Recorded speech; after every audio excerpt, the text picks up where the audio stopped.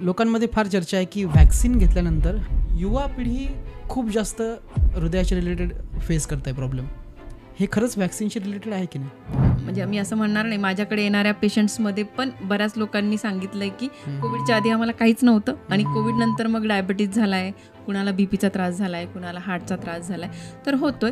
जिममध्ये व्यायाम करता करताच एखादा हार्ट फेल्युअरमुळे पडतो आणि आजूबाजूचे लोक बघत असतात. हार्ट अटॅकबद्दल पण लोकांचे बरेच गैरसमज आहेत. हार्ट अटॅक हा फक्त ओल्ड एजमध्येच येतो, मी यंग आहे मला येणार नाही. श्रेयस तळपदे यांना अटॅक येऊन गेला, के आणि सिद्धार्थ शुक्ला जे की ऑलरेडी फिटनेस आयकॉन म्हणून आपण त्यांच्याकडे बघत होतो, हार्ट डिसीजने त्यांचा मृत्यू झाला. म्हणजे ते जिमला जात असले तरीही, ते सेलिब्रिटीज असले तरीही. नॉनव्हेज खाणाऱ्या व्यक्तींना धोका जास्त असतो, यावर तुमचं काय मत आहे? चिकन खायचंय किंवा मटन खायचं तर तुमच्या पुढे कुठली रेसिपी येते किंवा कुठली डिश येते? त्याची भाजी ग्रेव्हीवाली. पाश्चात्य देशातले लोक जे ब्रेड, पाव आणि बियर यांचा सर्रास वापर करतात आणि भारतीयांचं असं आहे की असे पदार्थ खाल्ले की लगेच त्यांना रिझल्ट दिसायला लागतात. पोट पुढे येणे, कोलेस्ट्रॉल वाढणे, चरबी होणे. असं का होतं? तुम्ही कोकणात जन्मलेले असाल तर तुम्हाला तो राईस सात्म्य असतो, म्हणजे तिथल्या काही सगळ्या लोकांना भात खाल्ल्याने शुगर होत नाही, डायबिटीज होत नाही. आणि समजा तुम्ही विदर्भात जन्मलेले असाल तर ते लोक ऑइलचं प्रमाण त्यांचं जास्तच असतं बाकीच्यांपेक्षा. मग काही त्यांना सगळ्यांनाच कोलेस्ट्रॉलचा त्रास होतो का? नाही होत. रिफाईंड ऑइल बेटर आहे की गाण्याचं तेल वापरलं पाहिजे? तुमच्या घरात किती लोक आहेत? 4. तुमच्या घरात महिन्याला किती तेल येतं? 5 लिटर. 5 लिटर म्हणजे किती जास्त आहे ते. आणि तुपाबद्दल काय मत आहे? फोडणी घालू नये, तुपामध्ये कुठलाच पदार्थ तळून खाऊ नये. ओल्ड जनरेशन आहे, त्यांचे गुडघे नीट काम करत नाही, 3 किलोमीटर चालणं, जिना वगैरे चढणं अशा गोष्टी तर जमत नाही. मग त्यांनी हृदय निरोगी कसं ठेवायचं? बरेचसे पेशंट आमच्याकडे असे येतात की जे आधीच बायपास करून आलेले असतात किंवा एन्जिओप्लास्टी करून आलेले असतात, तर त्यांचा हा प्रश्न असतो की मग परत मला हा त्रास होईल का? हार्ट रिलेटेड जे प्रॉब्लेम आहेत ते सुरू व्हायला लागलेत, हे एखादा कॉमन पीपलने कसं ओळखायला पाहिजे? मिठाया, शुगर प्रोडक्ट्स, बटाटे हे जास्त असतात आपल्या भाज्यांमध्ये सर. आणि परत प्रश्न पडतो की लोकांनी खावं काय? म्हणजे मी जे आज खातोय त्याचा परिणाम 15 वर्षानंतर दिसणार. बिलकुल.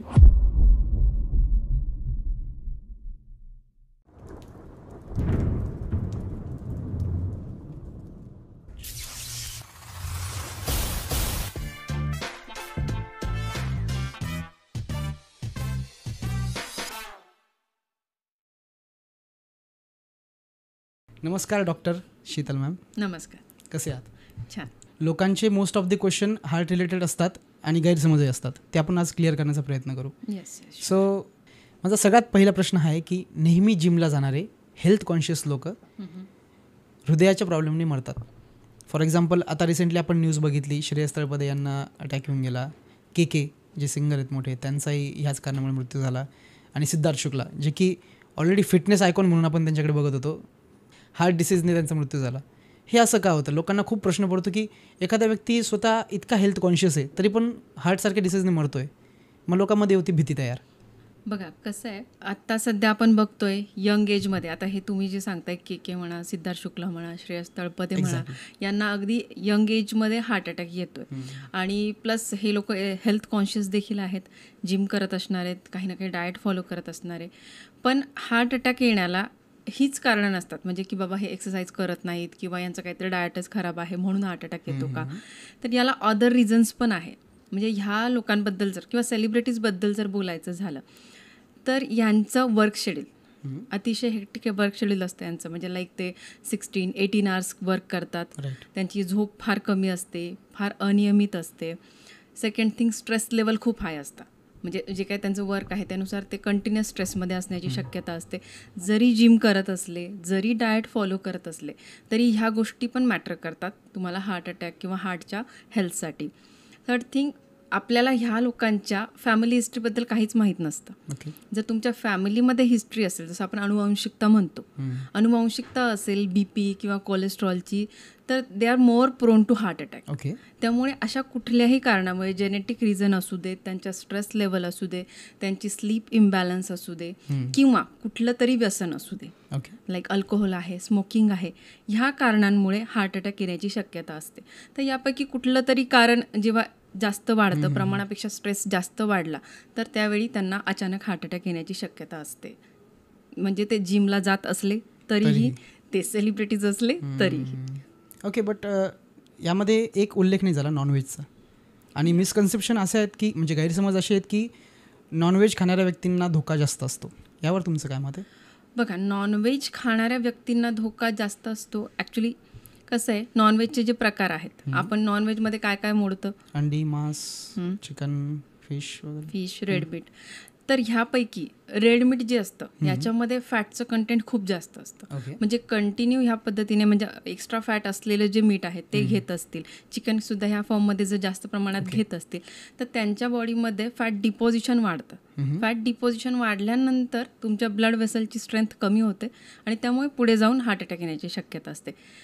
अंडी जी आहे, एग्समधला आपण एग व्हाईट घेतलं आणि येलो घेतलं नाही, येलोमध्ये थोडे फॅट कंटेंट जास्त असतं, तर तुम्हाला त्रास होणार नाही.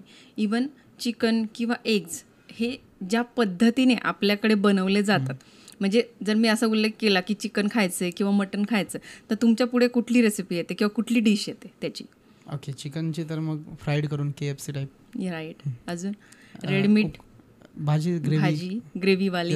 ह्याच्यामध्ये जे ऑइल जातंय, ज्या प्रमाणात जातंय, जे तेल मसाले वापरले जात आहे, हे मेजर रिझन असतात तुमच्या ब्लड वेसल्स खराब करण्याला किंवा तुम्हाला पुढे जाऊन हार्ट अटॅक आणण्याला.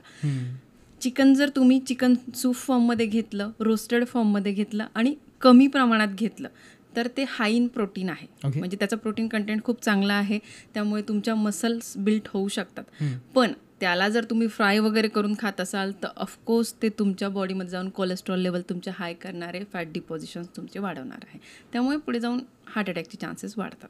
ओके, जसं तुम्ही बोलले की ऑइल आणि फ्राईड, म्हणजे तेल जे खातो तेलाचा खूप मोठा रोल आहे कोलेस्ट्रॉल निर्माण होण्यासाठी किंवा आपण म्हणू शकतो हार्ट अटॅकसाठी. तर हे तर मुळात आता लोकांमध्ये अवेअरनेस खूप वाढला आहे की रिफाईंड तेल इज बॅड फॉर हेल्थ. परंतु मग तेल खाणं तर माणूस बंद नाही करू शकत. किंवा जुन्या काळामध्ये लोक तूप वगैरे घ्यायचे, बट आता ते अफोर्डेबल पण नाही आहे इतकं. परंतु आता घाण्यांचं तेल वापरण्याची सल्ला पण देतात. तुमच्या मते काय वाटतं की रिफाईंड ऑइल बेटर आहे की घाण्याचं तेल वापरलं पाहिजे? घाण्याचं तेल म्हणजे कोल्ड प्रेस ऑइल हे रिफाईंड ऑइलपेक्षा नक्कीच हेल्दी आहे, कारण त्याच्यामध्ये त्याचं जे नॅचरल फ्लेवर असतो किंवा त्याच्यामध्ये न्यूट्रियंट्स आहेत किंवा त्याच्यामध्ये जे काही अँटीऑक्सिडंट्स आहेत हे सगळे तुमचे जसे तसे राहतात. त्यामुळे रिफाईंड ऑइलपेक्षा घाण्याचं तेल नक्कीच चांगलं आहे. पण ते चांगलं आहे म्हणून त्याचा वापर सर्रास करणे किंवा जास्त प्रमाणात करणे चुकीचं आहे.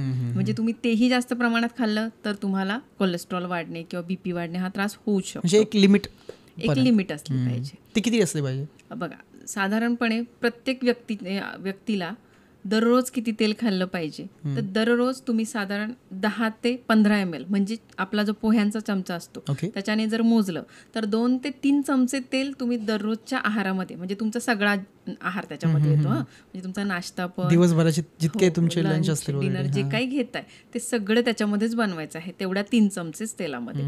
आणि जर असं आपण एक ग्रॉस बघितलं की मंथली किती खाल्लं पाहिजे, तर एका व्यक्तीने एका महिन्याला अर्धा लिटर एवढंच तेल खाल्लं पाहिजे. आणि मग असा हिशोब करणं अवघड जातं. तर सहसा आम्ही काय करतो की तुमच्या घरात किती लोक आहेत? 4 लोक आहेत. तुमच्या घरात महिन्याला किती तेल येतं? 5 लिटर. म्हणजे किती जास्त आहे ते? तुमच्या घरात फक्त 2 लिटर तेल आलं पाहिजे एका व्यक्तीला एका महिन्याला अर्धा लिटर. तुम्ही 2 लिटरच तेल आणलं तर तुम्ही जपूनच वापरणार आणि मग बरोबर प्रत्येकाला तेवढंच जाईल. मग काही तुम्हाला कोलेस्ट्रॉल वगैरे वाढण्याचे चान्सेस राहतात. ओके, आणि तुपाबद्दल काय मत आहे आपलं? बघा, म्हशीच्या तुपामध्ये फॅट जास्त असतात, त्यामुळे म्हशीचं तूप अवॉइड केलं पाहिजे. गाईचं तेही म्हणजे अगदी तुम्हाला माहिती आहे, देशी गाय आहे, गावरान गाईचं जर तूप तुम्ही घेत असाल तर ते ऑलवेज बेटर आहे. सेकंड थिंग, तुपाला कुठल्याच पद्धतीची फोडणी घालून घेऊ नका. म्हणजे जे आपल्याकडे बऱ्याच ठिकाणी केलं जातं की वरणाला तुपाची फोडणी दिलेली आहे वगैरे, तर तुपाला जेव्हा तुम्ही एक्स्ट्रा हीट करता तेव्हा त्याचा स्मोकिंग पॉईंट चेंज होतो, त्याचं केमिकल कॉम्पोजिशन साध्या भाषेत सांगायचं झालं तर ते चेंज होतात आणि ते सुद्धा तुमच्या बॉडीमध्ये जाऊन किंवा वेसल्स म्हणजे रक्तवाहिन्यांमध्ये जाऊन साचण्याची शक्यता असते. तूप कशा पद्धतीने खाल्लं पाहिजे, तर तूप आपल्याला म्हणजे हेल्दी राहण्यासाठी 1 ते 2 चमचे तूप रेकमेंडेड आहे. ते वरून खाल्लं पाहिजे, म्हणजे वरणामध्ये किंवा भाकरीवर लावून किंवा पराठा करून झाल्यानंतर त्याच्यावरून ते अप्लाय केलं, म्हणजे वरून घेऊ शकता. त्याच्यामध्ये कशालाच फोडणी घालू नये, तुपामध्ये कुठलाच पदार्थ तळून खाऊ नये. ते आपल्यासाठी म्हणजे health wise it is not good. ते तुमच्या ब्लड वेसल्समध्ये जाऊन साचणारच आहे. म्हणून युजली डॉक्टर जेव्हा तुम्ही कुठल्या हार्टची सर्जरी झाली असेल तर तुम्हाला रेकमेंड केलं जाते की तेल तूप दोन्ही अवॉइड करा. कारण फॉलो करण्याची पद्धत चुकते. पण आता लोकांना जिभेचा चटका फार लागला त्यामुळे ते मुश्किल आहे. बट यस, जे हेल्थ कॉन्शियस बनायचा प्रयत्न करतायत, ज्यांना शरीर असं टिकावं म्हणून ते नक्कीच करतीलच. आता आपण बोलूया गुड कोलेस्ट्रॉल आणि bad cholesterol. Okay, so actually good cholesterol काय आहे, बॅड कोलेस्ट्रॉल काय आहे आणि ही बनते कशामुळे? बघा, कोलेस्ट्रॉल हे जे आहे हा नॅचरल प्रॉडक्ट आहे. खरं तर आपली बॉडी स्वतःही कोलेस्ट्रॉल बनवत असते. आपल्या लिव्हरमध्ये तुम्ही काही खा नका खाऊ, नॅचरली कोलेस्ट्रॉल प्रोड्यूस होतं. कारण आपल्या बॉडीचे काही फंक्शन्स आहे, ब्रेनचे फंक्शन्स आहे, विटॅमिन्स, हार्मोन्स यांची जी निर्मिती आहे त्यासाठी कोलेस्ट्रॉल लागत असतं आणि ते आपल्या लिव्हरमध्ये प्रोड्यूस होत असतं. तो महत्त्वाचा भाग आहे शरीराचा. Yes, of course. आणि सेकंड थिंग, जे काही आपण डाएट घेतो त्याच्यातून सुद्धा कोलेस्ट्रॉल प्रोड्यूस होत असतं. तर मेजरली गुड कोलेस्ट्रॉल आणि बॅड कोलेस्ट्रॉल हे दोन्ही तुमच्या लिव्हरमध्येच तयार होणार आहेत. फक्त गुड आणि बॅड असं त्यांना का म्हटलं जातं, तर साधारणपणे जे गुड कोलेस्ट्रॉल असतं त्याला आपण, जर तुम्ही रिपोर्ट वाचला तर त्याला हाय डेन्सिटी लायपोप्रोटीन म्हणतात, HDL असं लिहिलेलं असतं रिपोर्ट्समध्ये. हे गुड कोलेस्ट्रॉल असतं. याचं जी रेंज असते ती 40 to 60 एवढं असायला हवं. गुड कोलेस्ट्रॉल काय काम करतं की तुमच्या बॉडीमधल्या सगळ्या टिश्यूज किंवा मसल्स, पेशी ह्यांच्यापासून कोलेस्ट्रॉल जिथे जे एक्स्ट्रा बनलेलं आहे त्याला लिव्हरकडे आणण्याचं काम करतं, जेणेकरून ते बॉडीमधून वॉशआउट केलं जाईल किंवा ते बाहेर काढलं जाईल, यासाठी ते वर्क करत असतं. आणि जे बॅड कोलेस्ट्रॉल आहे ते देखील लिव्हरमध्येच बनतं आणि ते लिव्हरकडून तुमच्या ब्लड स्ट्रीममधून टिश्यूज किंवा मसल्स, पेशीपर्यंत पोहोचवलं जातं. आता हे का पोहोचवलं जातं, तर बऱ्याच वेळा काही इन्फेक्शन झालं, कुठली आपल्याला इंजुरी झाली तर तिकडे हिलिंगसाठी जास्त गरज असते, तर त्यावेळी ते बॅड कोलेस्ट्रॉल तिकडे नेलं जातं. पण प्रमाणापेक्षा जास्त बॅड कोलेस्ट्रॉल जर आपल्या बॉडीमध्ये प्रोड्यूस झालं तर ते तुमच्या ब्लड वेसलमध्ये साचायला लागतं, त्याचा लेअर फॉर्म व्हायला लागतो आणि मग ते तिथून आपल्याला काढणं किंवा आणणं शक्य होत नाही आणि मग आपल्या म्हणजे रिपोर्ट्समध्ये जे तुम्हाला दिसतं की LDL हाय झालं, ते अशा पद्धतीने वाढत जातं. आता तुम्ही जसं सांगितलं की चालणं वगैरे इम्पॉर्टंट आहे आणि व्यायाम पण इम्पॉर्टंट आहे, परंतु जे ओल्ड जनरेशन आहे जी अबोव 60 आहे त्यांच्यासाठी एक प्रॉब्लेम असा येतो की त्यांचे गुडघे नीट काम करत नाही आणि मग त्यांना 3 किलोमीटर चालणं, जिना वगैरे चढणं अशा गोष्टी तर जमत नाही. मग त्यांनी हृदय निरोगी कसं ठेवायचं? बघा, गुडघे दुखी किंवा नी पेन ह्याच्यामुळे मला चालता येत नाहीये किंवा 3 किलोमीटर चालू शकत नाही, जिना चढू शकत नाहीये, तर मग हृदय निरोगी कसं ठेवायचं? एक्झॅक्ट. तर ह्या म्हणजे गुडघेदुखीलाही 2 कारणं असतात की वयामानाने ती झीज झालेली आहे म्हणून चालता येत नाहीये, आणि दुसरं म्हणजे वेट गेन झालेलं आहे त्यामुळे गुडघ्यांवर प्रेशर येते आणि म्हणून चालू शकत नाहीये. तर वेट गेन झाल्यानंतर तुमच्या हार्टलाही धोका आहेच, त्यामुळे वजन कमी करणं दोन्ही दृष्टीने योग्य आहे. वजन जर कमी झालं तर तुमचं हार्ट तुम्ही निरोगी ठेवू शकता. तर वजन कमी करण्यासाठी एक्सरसाइज सोडून दुसरा उपाय आहे डाएट. तुम्ही डाएटवर कॉन्सन्ट्रेट करू शकता. ज्या ज्या गोष्टी शरीरात जाऊन साचणार आहेत, म्हणजे एक्स्ट्रा कार्बोहायड्रेट्स, गव्हाचे, तांदळाचे पदार्थ, दुधाचे पदार्थ किंवा शुगर प्रॉडक्ट्स, हे जर आपण कमी केले, आपल्या डाएटमधून यांचं प्रमाण कमी केलं तर नक्कीच आपण आपलं वजन कंट्रोल करू शकतो. वजन कमी झालं की तुमच्या हार्टला होणारा धोका कमी होऊ शकतो. चालणे सोडून असे अनेक व्यायाम असतात, जसे स्ट्रेंथ ट्रेनिंग आहे, तुम्ही बसल्या बसल्या बॉटल एक्सरसाइज करू शकतात, झोपून फ्लोअर एक्सरसाइज करू शकतात, काही योगाची आसनं करू शकतात. याच्याने देखील तुम्ही तुमचं हृदय हेल्दी करू शकतात. ह्याशिवाय योगा, प्राणायाम हे देखील आहेत जे स्ट्रेस रिलीव्ह करतात. स्ट्रेस रिलीव्ह झाला तरी देखील आपलं हृदय निरोगी होतं. त्यामुळे जर चालणं होत नसेल तर बाकीच्या प्रकारांवर आपण फोकस करायला हवा. स्मार्ट वॉच सगळ्यांच्या हातात आहे. ओके, सो माझ्या पण हातात स्मार्ट वॉच आहे. याच्या रिडिंगवर खूप जण भरोसा ठेवतात की माझी हार्टबीटची लेवल इतकी आहे वगैरे. हे कितपत वापरणं योग्य आहे? डिजिटल जे डिव्हायसेस असतात ते तुम्हाला एक्झॅक्ट रिडिंग देत नाही की 72 म्हणजे 72च आहे, पण 5 to 10 मायनस करून आपण त्याला ग्राह्य धरू शकतो. म्हणजे मी जर याच्यावर बघितलं तर तुम्हाला एक कळतं की आता माझा हार्ट रेट समजा याच्यामध्ये 85 दाखवते तर तो 80 अराउंड असेल, मॅक्सिमम 90 अराउंड असेल. 70 दाखवते तर तो 65 पण असू शकतो, 75 पण असू शकतो. मग एका रेंजमध्ये आपल्याला कळते की आपण बरोबर चाललोय, आपलं हार्ट बरोबर काम करतंय का. जर माझा हार्ट रेट याच्यामध्येच 121, 125 दाखवतोय तर तो नक्कीच 110 तर असेलच. मग त्यावेळी आपल्याला विचार करायला हवा की हा वाढलाय का, ह्याचे काय काय, म्हणजे तुम्हाला डॉक्टरचा सल्ला घेणं आवश्यक आहे किंवा कुठल्या तरी डॉक्टरला जाऊन भेटणं आवश्यक आहे. बऱ्याच वेळाच्यामध्ये बीपीचे पण रिडिंग्स येतात आणि ECG पण येतो, राईट. तर आता सगळ्याच गोष्टी तुम्ही रीड करू शकत नाही, ते जे सांगते हे नॉर्मल आहे किंवा हे असं आहे. त्यापेक्षा तुम्हाला जर त्याच्या नॉर्मल रेंज माहीत असतील तर तुम्ही बेटर त्याच्यावर म्हणजे निर्णय घेऊ शकता, विचार करू शकता की मला डॉक्टरकडे जाऊन भेटायची गरज आहे किंवा नाही आहे. आणि दुसरं म्हणजे ह्याच्यावरच अवलंबून न राहता, विसंबून न राहता तुम्ही मंथली, इयरली एकदा डॉक्टरला भेटलं पाहिजे, चेकअप केले पाहिजे. एक्झॅक्टली. लोकांमध्ये फार चर्चा आहे की व्हॅक्सिन घेतल्यानंतर हार्ट अटॅकचे रेट वाढलेत. आय मीन त्यांची संख्या वाढली आणि स्पेशली जे यूथ आहेत, आता ते मे बी आजकालची नवीन लाईफस्टाईल असू शकते, बाहेरचं खाणं वगैरे असू शकते, परंतु युवा पिढी खूप जास्त हृदयाच्या रिलेटेड फेस करत आहे प्रॉब्लेम. हे खरंच व्हॅक्सिनशी रिलेटेड आहे की नाही? बघा, कोविड वॅक्सिन घेतल्यानंतर काही लोकांमध्ये त्याचा त्रास झालेला आहे, मी असं म्हणणार नाही की नाही, पण 90% लोकांना त्याचा काहीच त्रास झाला नाही, उलट प्रोटेक्शनच मिळालंय, कोविड त्यांना झाला नाहीये. पण जसं कुठलंही वॅक्सिन घेतल्यानंतर आपल्या बॉडीमध्ये काही रिॲक्शन येतात. जसं तुम्ही लहान मुलांना बघित असेल, त्यांचे रेग्युलर ते डोसेस असतात आणि डॉक्टर तुम्हाला सांगतात पण की याच्यानंतर यांना ताप येणार, ताप येतो सहसा, त्याच्यासाठी औषध पण दिलेलं असतं, किंवा तुमचं पाय दुखणारे, हे बाळ खूप रडणारे, हे सगळं सांगितलं जातं. तसं कोविड नंतर प्रत्येकाच्या बॉडीमध्ये काही ना काही रिॲक्शन झाल्या. कुणाला ताप आला, सांगितलंच होतं ताप वगैरे थोड्याफार प्रमाणात झालं, पण काही लोकांमध्ये ज्यांची बॉडी सेन्सिटिव्ह असेल कदाचित, त्यांच्यामध्ये थोडे जास्त रिॲक्शन आल्या. मग ब्लड वेसलमध्ये इन्फ्लमेशन झालं. आणि वॅक्सिनचा एक साईड इफेक्ट असतो की मसलमध्ये इन्फ्लमेशन येतं, म्हणजे हार्टच्या ज्या पेशी आहे यांच्यामध्ये सूज उत्पन्न होऊ शकते. ओके. हां, आणि ह्यामुळे पुढे जाऊन मग तो रक्तपुरवठा वगैरे कमी होणं आणि मग हार्ट अटॅक येण्याची चान्सेस वाढतात.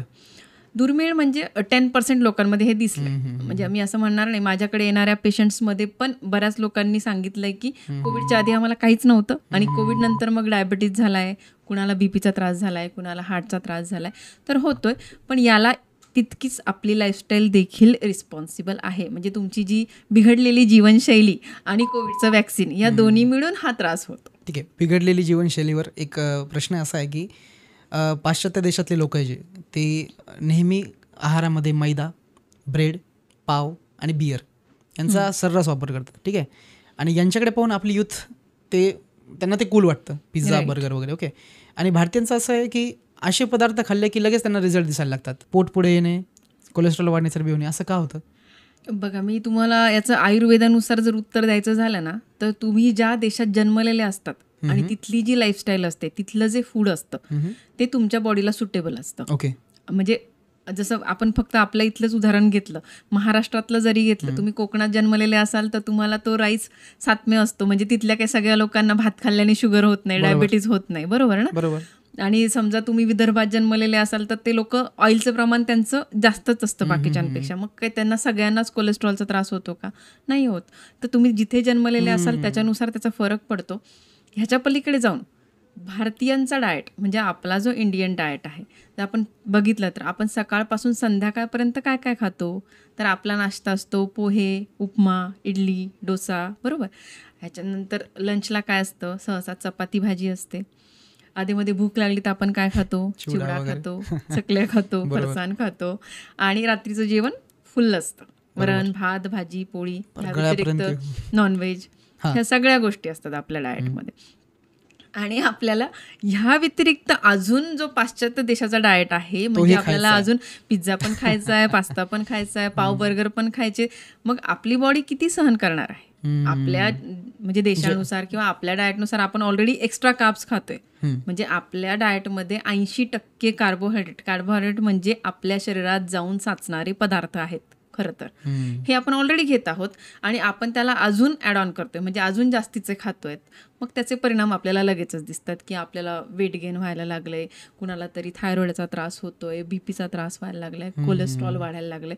हे पदार्थ जास्त खाण्यात आले की इमिडिएटली आपल्याला त्याचे इफेक्ट आपल्या शरीरावर दिसायला लागतात. ओके. काही इंस्टाग्रामवर व्हिडिओ बघतो आपण की जिममध्ये व्यायाम करता करताच एखादा हार्ट फेल्युअरमुळं पडतो आणि आजूबाजूचे लोक बघत असतात. ओके.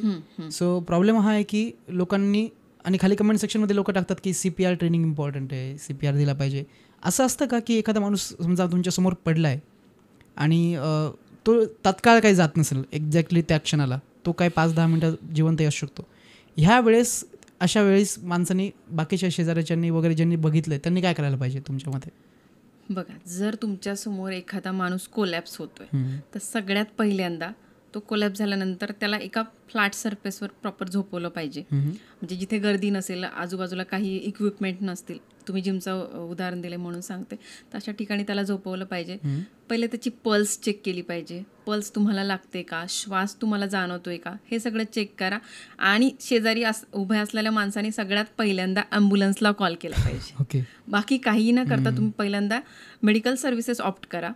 ह्याच्या पलीकडे जाऊन तुम्हाला जर माहीत असेल CPR कसं देतात, काय त्याचं टेक्निक आहे, तर मग तुम्ही पुढे जाऊ शकता की तो अनकॉन्शियस आहे, त्याची पल्स लागत नाही आहे, त्याचा श्वास लागत नाही आहे आणि तुम्ही त्याला आवाज दिल्यानंतर किंवा त्याला खूप हलवल्यानंतरही तो काहीच रिस्पॉन्स करत नाही आहे, देन तुम्ही CPRकडे जाऊ शकता. अदरवाईज त्याचा म्हणजे तो फक्त अनकॉन्शियस झालेला आहे, त्याला म्हणजे श्वास पण लागतोय तुम्हाला किंवा थोड्याफार प्रमाणात तुम्हाला पल्स पण लागते, तर त्यावेळी तुम्हाला CPR द्यायचा नाही आहे. ओके.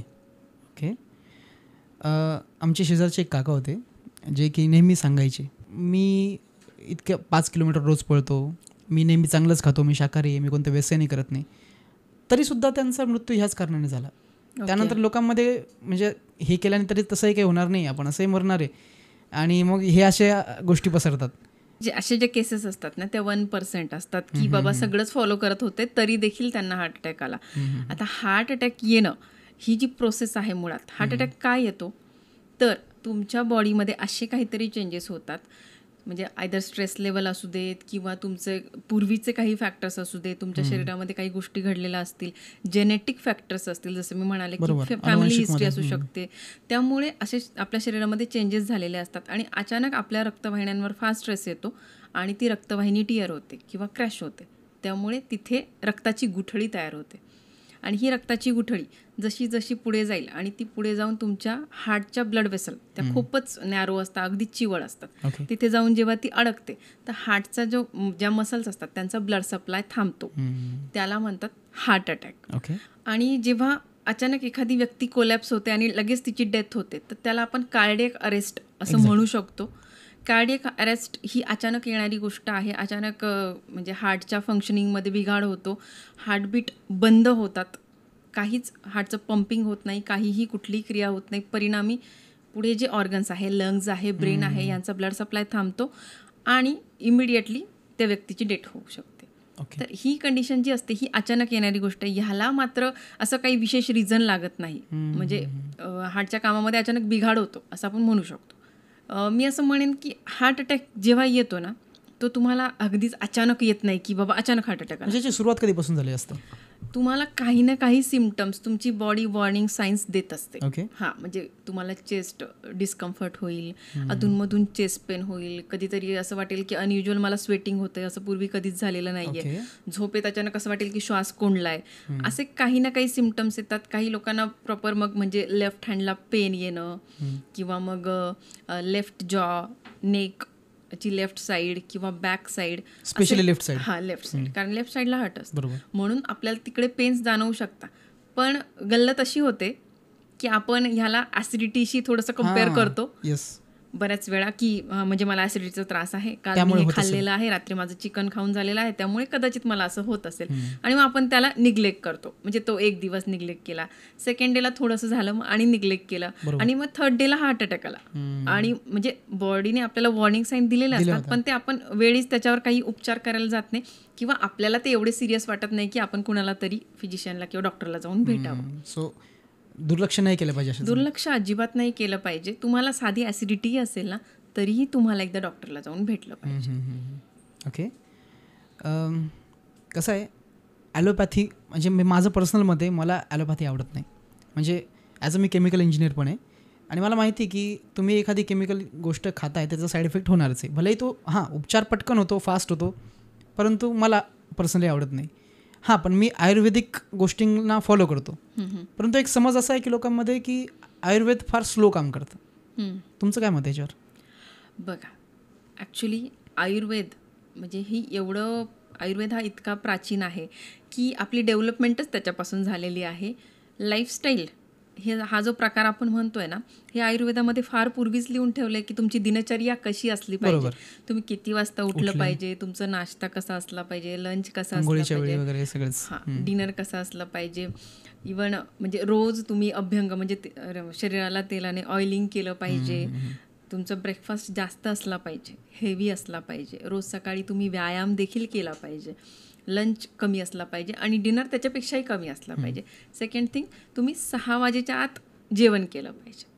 ह्या सगळ्या म्हणजे दिनचर्या त्याच्यात लिहून ठेवलेली आहे. प्रत्येक ऋतूनुसार तुम्हाला वेगवेगळ्या पद्धतीची ऋतुचर्या असणार आहे. जसं आपण करतो की पावसाळ्यामध्ये काय खायचं आहे, काय टाळायचं आहे, हिवाळ्यामध्ये काय खायचं आहे, काय टाळायचं आहे, हे सगळं आयुर्वेदात पूर्वापारपासून लिहून ठेवलेलं आहे. आता हे सगळं आपल्याकडनं जसंच्या तसं फॉलो होत नाही आजकाल, तर नाही, शक्य नाहीये. म्हणजे मी म्हणाले की 6 वाजेच्या आत सगळ्यांनी जेवण करायचं, ऑफिसच सुटत नाही, शक्य आहे का कुणाला?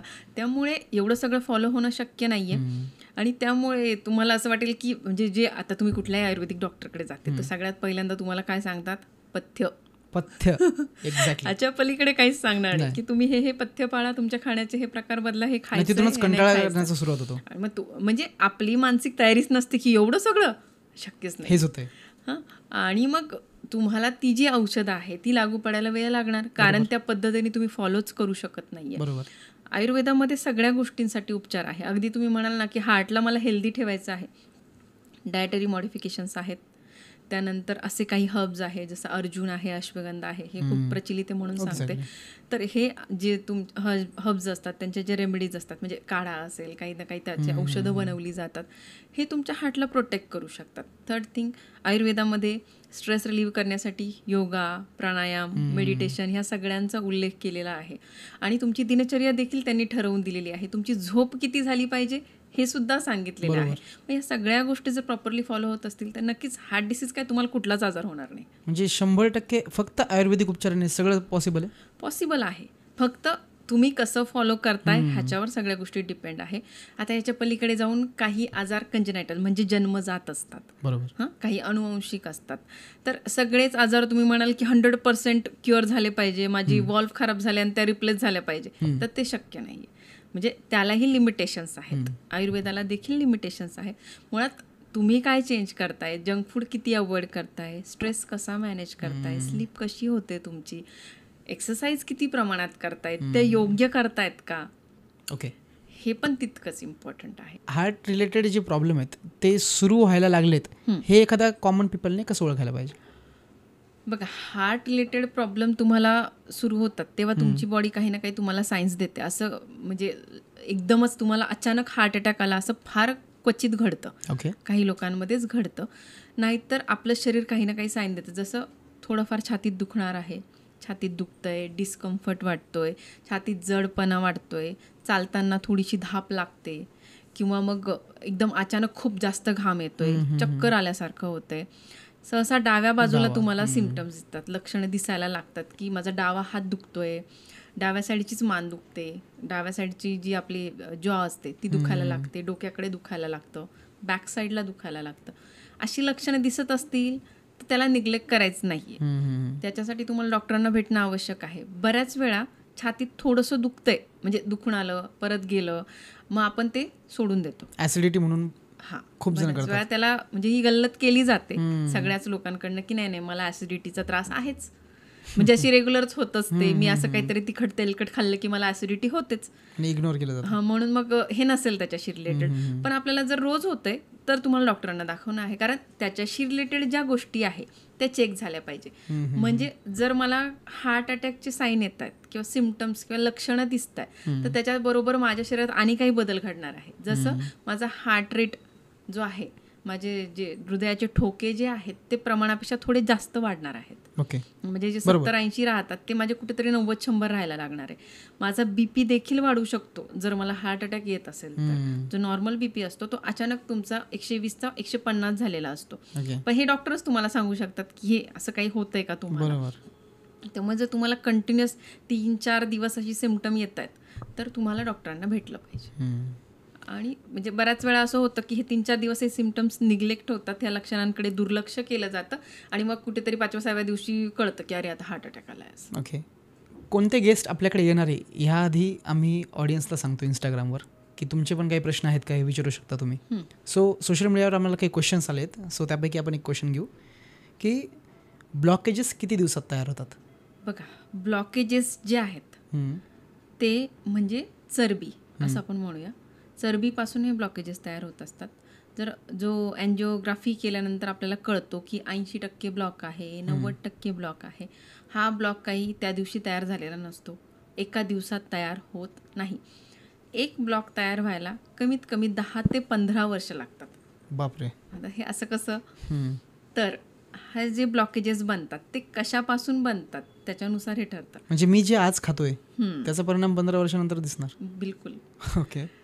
आपण जे काही खातोय, आपल्या खाण्यामध्ये काय चाललंय, किती प्रमाणामध्ये आपण कार्बोहायड्रेट घेत आहोत, किती प्रमाणामध्ये फॅट चाललंय, किती प्रमाणामध्ये आपण प्रोटीन्स घेत आहोत, फायबर्स घेत आहोत, हे सगळं ठरवतं की आपल्या शरीरात जाऊन त्याचं काय बनणार आहे.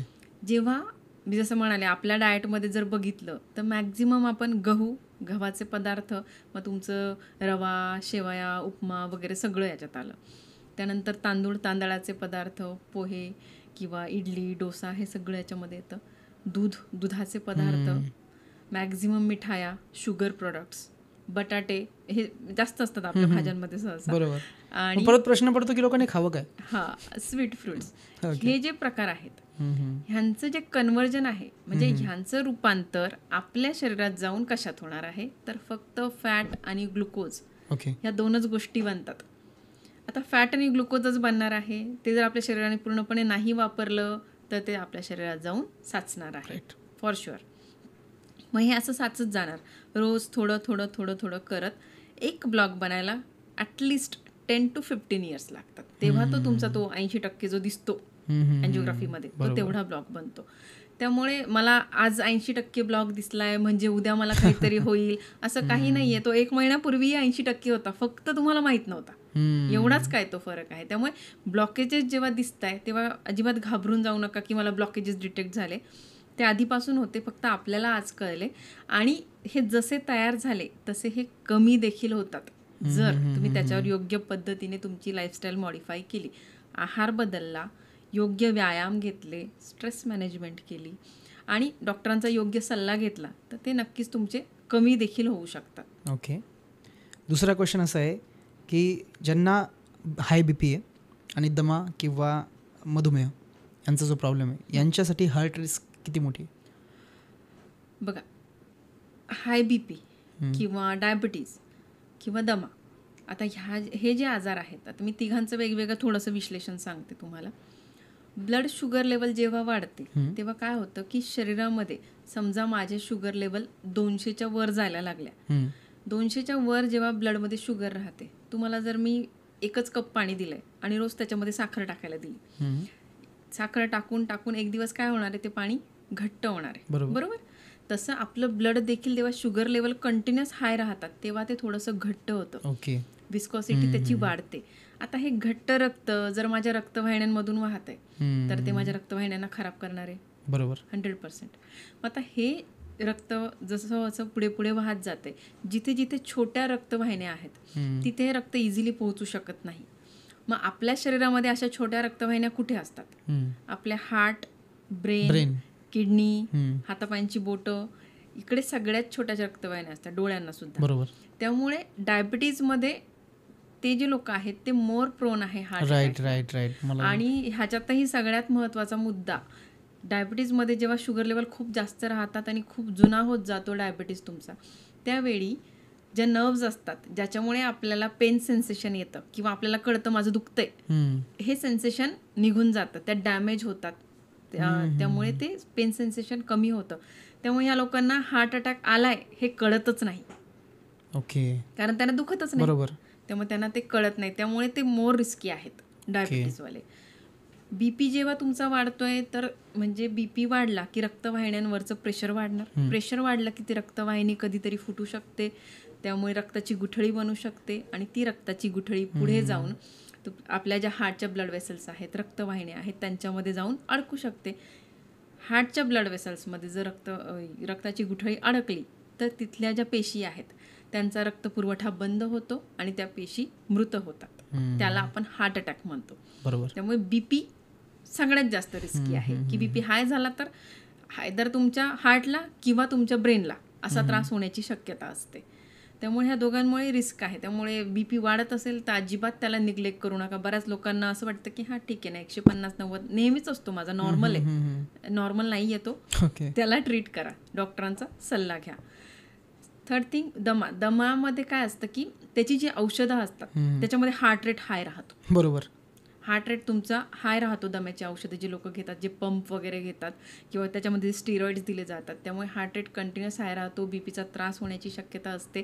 थोडाही स्ट्रेस आला की पटकन हार्ट रेट वाढतो, पटकन BP वाढतो, त्यामुळे हार्टला धोका संभवतो. ओके. तिसरा प्रश्न असा आहे की प्रेग्नन्सीमध्ये BP वाढला तर काय रिस्क आहे का? बघा, प्रेग्नन्सीमध्ये BP वाढला तर सगळ्यात जास्त रिस्क खरं तर त्या मदरला आणि त्या बेबीला दोघांनाही आहे. म्हणजे त्याचे जे स्टेजेस असतात सहसा म्हणजे 20 वीक्स असं म्हणूया आपण, 5 महिन्यानंतर BPचा त्रास होतो प्रेग्नन्सीमध्ये.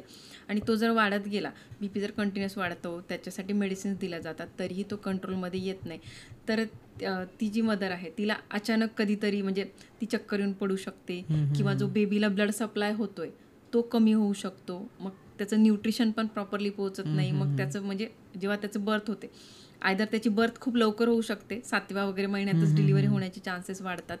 सेकंड थिंग, त्याचं वजन पण खूप कमी असू शकतं आणि तिला पुढे जाऊनही परत तो म्हणजे कॅरी फॉरवर्ड होण्याचे चान्सेस असतात. BPचा त्रास इमिडिएटली त्याच वेळी हार्टला काहीतरी त्रास होईल असं कमी घडलंय आतापर्यंत, बट स्टील ती रिस्क आहे. आणि ही क्युअर होऊ शकते, म्हणजे याच्यावर उपचार आहेत?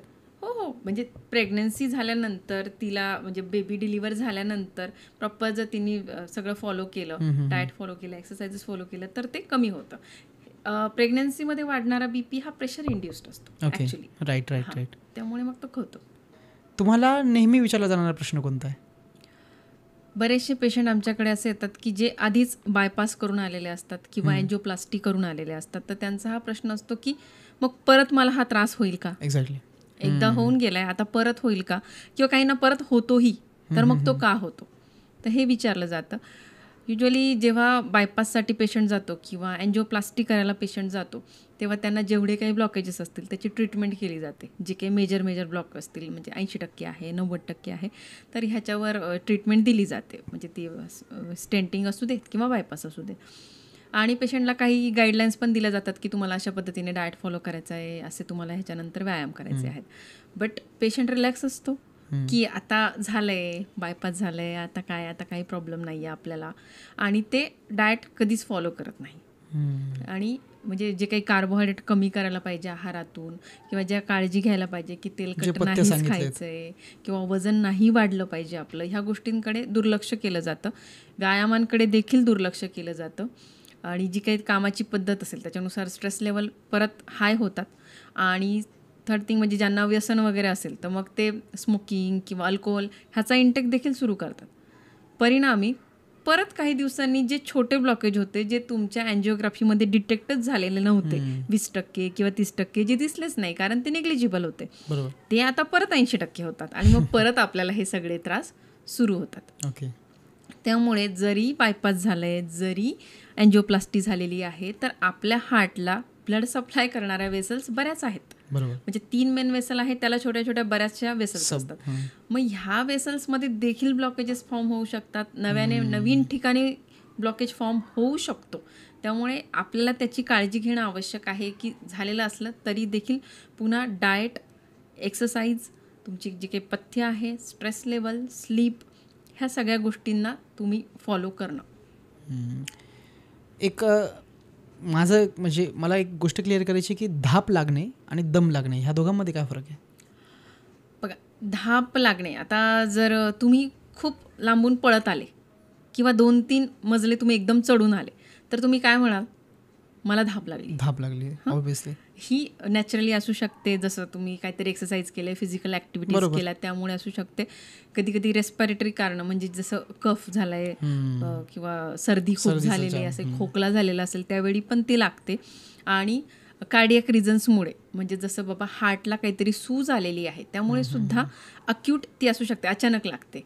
आणि जेव्हा दम लागतो तर तो कन्सिस्टंट असतो. म्हणजे जेव्हा पेशंटला दम लागतो आपण म्हणतो की याला दम्याचा त्रास असेल कदाचित, म्हणून याला दम लागतो. आणि युजली जेच ज्यांना म्हणजे खूप काळापासून दम्याचा त्रास असतो त्यांच्यामध्ये तो कंटिन्युअस असतो. म्हणजे ते बसले तरी तुम्हाला त्यांच्या छातीचा आवाज येईल इतपत तो कफ असतो आणि मग तो दम कंटिन्युअस त्यांना लागत असतो. तर हा एकदम म्हणजे मायनर डिफरन्स आहे खरं तर. आणि जर अशा काही कारणास्तव तुम्हाला ती धाप लागत असेल रेस्पिरेटरी, म्हणजे जसं मी सांगितलं की खोकला येतो म्हणून धाप लागते, किंवा काहीतरी हृदयाशी रिलेटेड कारण आहे म्हणून अचानक धाप लागायला लागली, तर तिला निग्लेक्ट नाही करायची, तिच्यावर ट्रीटमेंट घेतली पाहिजे. ओके. सो आजच्या या सेशनमध्ये आपल्याला भरपूर म्हणजे आज फक्त आपण गैरसमज लोकांचे जे ते सॉल्व करण्याचा प्रयत्न केला आहे. नक्कीच नेक्स्ट एपिसोडमध्ये आपण मधुमेह आणि हाय BP यावर बोलणारच आहोत. सो तुर्तास थांबूया, परंतु तुमचे खूप आभार की तुम्ही आम्हाला यासाठी वेळ दिला आणि बरेचसे गैरसमज दूर केले. तुम्हाला कसं वाटलं? मलाही तुमच्या म्हणजे बोलून खूपच छान वाटलं. आणि ज्या पद्धतीने तुम्ही सगळे क्वेश्चन विचारले आणि हे सगळे लोकांचे प्रश्न आहेत, तर हे कळतंय की अजून अवेअरनेसची आवश्यकता आहे. बऱ्याच म्हणजे गैरसमज आहे. रादर मी म्हणेल की हार्ट अटॅकबद्दल पण लोकांचे बरेच गैरसमज आहेत की हार्ट अटॅक हा फक्त ओल्ड एजमध्येच येतो, मी यंग आहे मला येणार नाही. हा सगळ्यात मोठा गैरसमज आहे. तुमची लाईफस्टाईल डिसाईड करते की तुम्हाला हार्ट अटॅक कधी येणार आहे. त्यामुळे ओल्ड एज लोकांनाच येईल असं काही नाही आहे, यंग एजमध्ये देखील तो येऊ शकतो. बऱ्याच लोकांमध्ये हा सुद्धा गैरसमज असतो की नाही मी तर कंटिन्युअस जिम करतो, जसं आपण म्हणालो जिम करतो, माझी कंटिन्युअस एक्सरसाइज आहे, मी डाएट पण फॉलो करतो, मला काहीच होणार नाही. जर तुम्ही चुकीच्या पद्धतीने व्यायाम करत असाल, म्हणजे कुठले व्यायाम करताना त्याची एक पद्धत असते, ती जर प्रॉपर वापरली गेली नाही, किंवा तुम्ही तुमच्या हार्टला ओव्हर स्ट्रेन करत असाल, जो प्रॉपर वॉर्मअप झाला पाहिजे तो न होता तुम्ही अचानक एक्सरसाइज सुरू केल्या, हाय इंटेन्सिटी एक्सरसाइज करताय, तुम्ही कार्डिओ सेशन करताय, म्हणजे तुम्ही ट्रेडमिलवर पळताय आणि तुम्हाला माहीतच नाही की माझ्या शरीरानुसार माझ्या वयानुसार मी किती हार्ट रेट वाढवू शकतो, हे तुम्हाला माहीतच नाही आहे. अशा पद्धतीने जर तुम्ही व्यायाम करत असाल कुठल्याही गायडन्सशिवाय, आपल्या फॅमिलीमध्ये काय हिस्ट्री आहे, मला कुठला अंडरलाईन काही इलनेस आहे का, म्हणजे हार्टशी रिलेटेड किंवा BPशी रिलेटेड किंवा कोलेस्ट्रॉलशी रिलेटेड काही आम्हाला त्रास आहे का, मी कधीच मागच्या 4-5 वर्षात कुठल्याच ब्लड चेकअप केलेले नाही आणि मी कंटिन्युअस एक्सरसाइज करतो, तर मला काहीच होणार नाही असं नाही आहे. तुम्हाला बाकीच्या गोष्टींचाही तेवढाच विचार करायचा. तुम्ही आता एक चेकलिस्टच दिली, ती तुम्ही टेस्ट करू शकता घरीच. तुम्ही पण तुमच्या हृदयाची काळजी घ्या. तुम्हाला कसलाही प्रॉब्लेम वाटतोय, समजा तुम्हाला थोडंही अनइझी फील होतंय, तर नक्की डॉक्टरांचा सल्ला घ्या. डिस्क्रिप्शनमध्ये मॅमच्या क्लिनिकची आणि सर्व डिटेल्सची लिंक दिलेली आहे, तुम्ही ती चेक करू शकता आणि नक्की याची काळजी घ्यायला सुरुवात करा. थँक्यू.